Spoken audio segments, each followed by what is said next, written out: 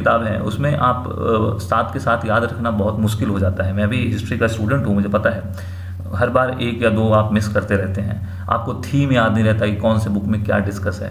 उसके लिए मैंने एक आपके लिए एक सॉल्यूशन ये निकाला है कि पहली बात तो ये है कि साथ के साथ जो किताब है वो एक सब्जेक्ट या एक टाइप के नहीं हैं, उनको हम 3 अलग अलग टाइप में डिवाइड कर सकते हैं। कैसे डिवाइड कर सकते हैं? 3 किताबें इन्होंने लिखी जो कि नाटक है, ठीक है, तो नाटक एक अलग हो गया।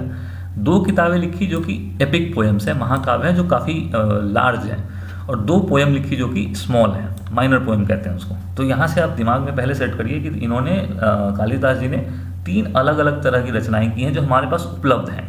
उन्होंने रचनाएं कितनी की हैं आपको नहीं पता है, इसमें ये जोड़ना जरूरी है कि जो हमारे पास उपलब्ध है उनमें हमारे पास 3 अलग अलग तरह के रचनाएं मिलती हैं। कुछ नाटक हैं, कुछ महाकाव्य हैं, कुछ काव्य हैं। नाटक कितनी है? नाटक है 3 कौन कौन? इसके नाम बड़े बड़े हैं और 2 नाम ज्वाइंट है ये, ठीक है। अभिज्ञान शाकुंतलम, इसको मास्टरपीस भी कहते हैं। इसी को पढ़ के मतलब काफ़ी इस पे यूरोप में काफ़ी इस पे चर्चा हुई थी लंबे समय तक, और ट्रांसलेट किया गया इसको, इनको उपाधियाँ मिली, लेकिन लाइक कि इनको कहा गया कि शेक्सपियर ऑफ ईस्ट, तो इंडिया। तो शेक्सपियर इनसे कोई 1500 साल 1200-1300 साल बाद हुए हैं, तो ये तो लगता नहीं कि कोई सेंसिबल बात है। लेकिन हम यहाँ पे अपने टॉपिक पे फोकस करेंगे। हमारा जो विषय है कि हमें याद रखना है कि कौन कौन से राइटिंग्स हैं इनके और उसमें थीम क्या है। 2 विषय यहाँ पे हम बात कर रहे हैं। राइटिंग जो है, नाटक है, महाकाव्य है, काव्य है, plays, epic poems and poems, ठीक है। प्लेज जो है वो 3 हैं, एपिक पोएम्स 2 हैं और पोएम्स भी 2 हैं, ठीक है।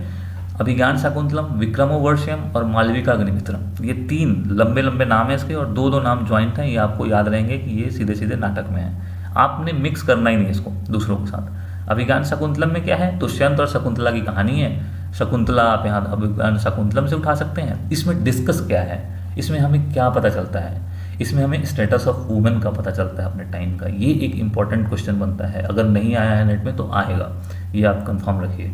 यूपीएससी के पर्सपेक्टिव से भी ये इंपॉर्टेंट है। दूसरी किताब जो विक्रमोर्वशीयम है, इसमें 2 वर्ल्ड थ्योरी की बात है कि एक जो हेवन स्वर्ग की बात है, ठीक है। पुरुरवा और उर्वशी का डिस्कशन है इसमें सारा, तो ये एक इंपॉर्टेंट किताब है। तीसरा जो है मालविका अग्निमित्रम, इसमें इंटरकास्ट मैरिज का हमें थीम समझ में आता है और उसका किस तरह का सोशल एफिलिएशन था और वैल्यूज़ और नॉर्म्स किस तरह के डेवलप थे सोसाइटी में, उनका हमें जानकारी मिलता है मालविका अग्निमित्रम से, ठीक है।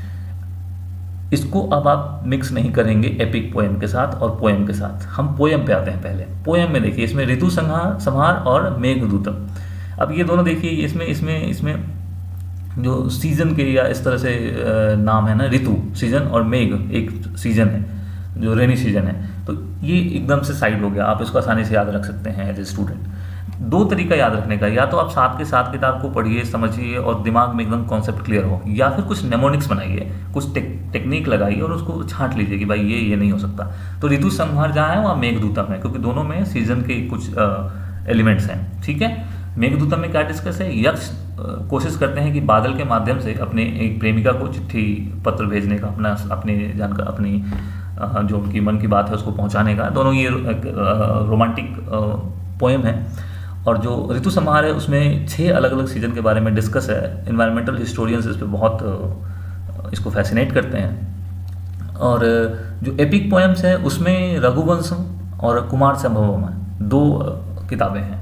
ये क्या है? ये लंबे लंबे पोएम्स हैं और इसमें पहले में रघुवंशम में जो है राजा रघु के बारे में बहुत, उनके पूरे डायनेस्टी के बारे में बातचीत है, इसमें बहुत वृहद बातचीत है ये। और दूसरी जो है ये बहुत इंपॉर्टेंट है, ये कई बार याद नहीं रहता लोगों को, ये मतलब टिपिकल है ये। कुमार संभवम में क्या डिस्कस है? कुमार संभवम में पार्वती के जीवन के बारे में डिस्कस है, उनके बचपन से लेकर उनकी शादी जो होती है, विवाह होता है शिव से, वहाँ तक की बातचीत है। तो 2 बातें आपको याद रखनी है, एक तो कि एपिक पोएम को प्लेज को इंटरमिक्स नहीं करना है, और दूसरी बात है कि थीम क्या है, ठीक है। तो पहली बात की 7 किताबें हैं, दूसरी बात की 3 अलग अलग सब्जेक्ट्स में इनको डिवाइड कर लिया हमने, तीसरी बात की सबके थीम अलग अलग हैं। जो प्लेज हैं उनके नाम में उनका थीम छुपा हुआ है, काव्य हैं उनमें मेघदूतम है और ऋतु संहारम है। तो ऋतु संहारम में ऋतु के बारे में बात है, सीजन्स के बारे में बात है। मेघदूतम में बारिश के माध्यम से, बादल के माध्यम से चिट्ठी भेजने की बात है, मेघदूत बना के उसको भेजने का बात है। तो लिटरली आप समझ सकते हैं कि एक बार कुमार संभवम थोड़ा टिपिकल है, ये याद नहीं रहता, तो आप इसको नोट डाउन कर लें या थोड़ा सा इसको आप कोई नेमोनिक्स खुद से डेवलप कर लें कि ये इसमें पार्वती के जीवन के बारे में डिस्कस है। ये सारी बातें आज मैं आपके साथ रखना चाहता था। फिर हम आगे के लेक्चर्स में भी कुछ बातें करेंगे। ये सारी जो बातें हम कर रहे हैं ये कॉन्सेप्ट लेवल की बातें हैं, ये बेसिक्स बातें हैं और फंडामेंटल बातें हैं। इसमें कोई हाई प्रोफाइल हम हिस्ट्री डिस्कस नहीं कर रहे हैं। ये हर एग्ज़ाम के लिए इंपॉर्टेंट है और ये आप अगर आप रेफ़र करना चाहेंगे तो क्लास 7 के बुक में एनसीईआरटी में ये सारी बातें कहीं ना कहीं आपको डायरेक्ट या इनडायरेक्ट रूप से दी गई है। मैंने बस इसको ज़रा अरेंज किया है और अपने एक्सपीरियंस के आधार पे जो कौन कौन से प्रॉब्लम्स आते हैं हिस्ट्री के स्टूडेंट को, वो क्या भूलते हैं, क्या याद रखते हैं, उसको थोड़ा सा इसमें मैंने पॉलिश करके यहाँ पे आपके सामने रखा है। हम फिर से मिलेंगे आगे कुछ ऐसे ही कॉन्सेप्ट्स के साथ। अभी के लिए धन्यवाद। We welcome suggestions. आपके कोई सजेशंस हो तो उसे हमें ज़रूर दीजिए। हम फिर से मिलेंगे। Thank you so much.